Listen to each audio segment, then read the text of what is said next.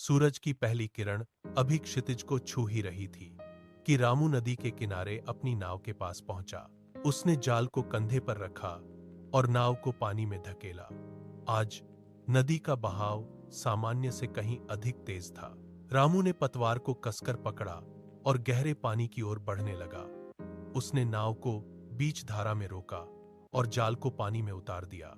1 घंटा बीता, फिर 2। सूरज सिर पर आ गया, लेकिन जाल का वजन नहीं बढ़ा।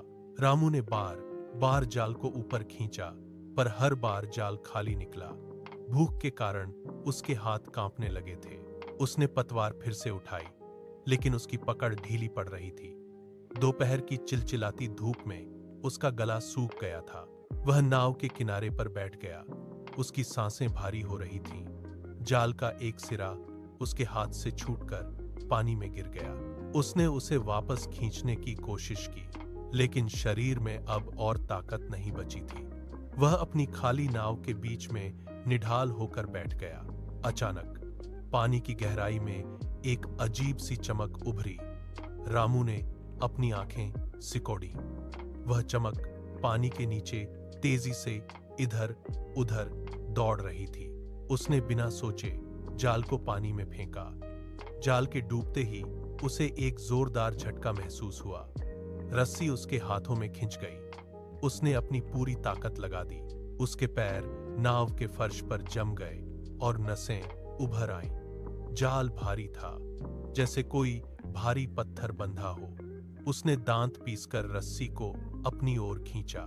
पानी से बाहर आते ही जाल का वजन और बढ़ गया। उसने उसे नाव के तख्ते पर जोर से पटका। जाल के रेशों के बीच कुछ सोने जैसा चमक रहा था। वह कोई मछली थी जो तड़प रही थी।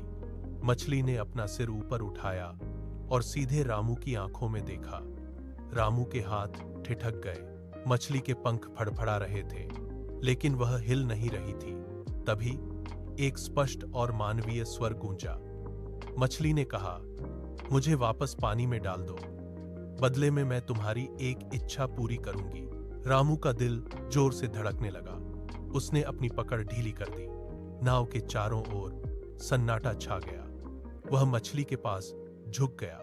उसकी सांसें तेज हो गई थीं। रामू ने मछली को अपनी हथेलियों पर उठाया। मछली का शरीर उसके हाथों में हल्का और ठंडा महसूस हुआ। वह चमक अब और भी तीव्र हो गई थी, जैसे कोई जलता हुआ दीपक। रामू की नजरें मछली की आंखों पर टिकी थीं। उसने अपने मन में उठते लालच के विचारों को दबाया। धन, शक्ति और ऐश्वर्य के प्रलोभन एक पल के लिए उसके दिमाग में कौंधे, लेकिन उसने अपनी मुट्ठी ढीली कर दी। उसने मछली को धीरे से पानी के किनारे तक ले जाकर झुकाया। मछली के पंख पानी को छूते ही फड़फड़ाने लगे। रामू ने उसे पानी में छोड़ दिया।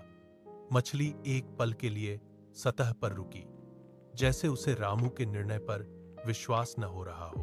रामू ने अपना गला साफ किया और स्थिर स्वर में कहा, मुझे न तो सोने के महल चाहिए और न ही दुनिया की ताकत। बस मेरे परिवार को हर दिन 2 वक्त की रोटी मिलती रहे। मछली ने अपनी पूंछ से पानी पर एक गोलाकार लहर बनाई और गहराई में ओझल हो गई। रामू ने खाली जाल को वापस नाव में रखा। उसने पतवार उठाई और किनारे की ओर नाव मोड़ दी। पीछे नदी शांत हो गई थी। वह जानता था कि उसने एक बड़ा अवसर खो दिया है, लेकिन उसके सीने में शांति थी। अगली सुबह सूरज की पहली किरण के साथ रामू घाट पर पहुंचा। उसने जाल पानी में फेंका। इस बार जाल का वजन उम्मीद से कहीं अधिक था। रामू ने पूरी ताकत लगाकर उसे खींचा तो जाल मछलियों से भरा हुआ था। वे तड़प रही थीं और जाल के रेशों को खींच रही थीं। रामू ने उन्हें नाव में पलटा। बाजार में मछलियां बेचते ही उसे उम्मीद से 3 गुना अधिक दाम मिले। उसने घर लौटकर पत्नी के हाथ में सिक्के रखे। अगले कुछ दिनों में रामू का घर बदलने लगा। उसने टूटी हुई छत को ठीक करवाया और बच्चों के लिए नए सामान खरीदे। घर की दीवारों की दरारें भर दी गईं। गांव के लोग उसके घर के बाहर जमा होने लगे। सरपंच ने रामू के कंधे पर हाथ रखकर पूछा, तुम रोज इतनी मछलियां कैसे पकड़ लेते हो?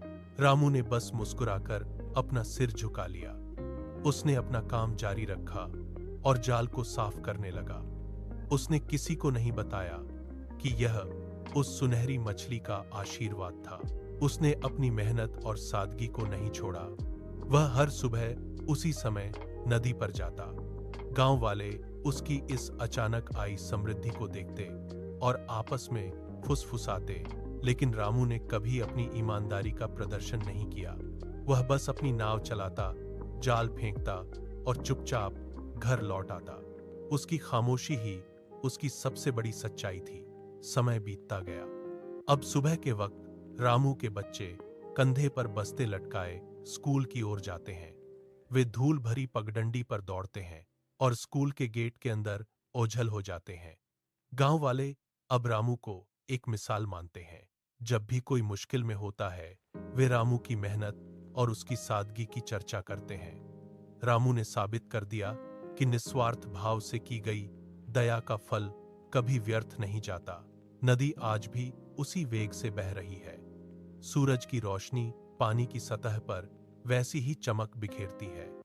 रामू की नाव आज भी उसी घाट पर आकर रुकती है। वह जाल उतारता है, अपनी नाव को किनारे से बांधता है और घर की ओर चल देता है। उसके कदम स्थिर हैं और उसका मन शांत। दया और ईमानदारी का यह चक्र नदी के पानी की तरह निरंतर बहता रहता है।